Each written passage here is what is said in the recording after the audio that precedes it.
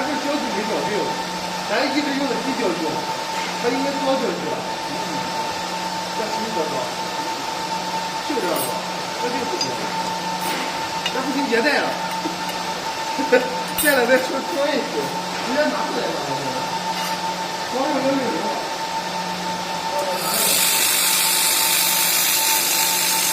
反正还说信儿。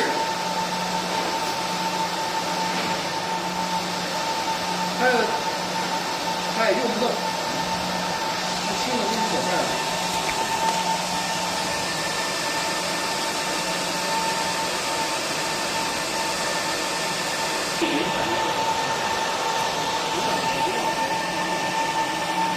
哎，你说我不买，你看谁买？上班去了，开的都是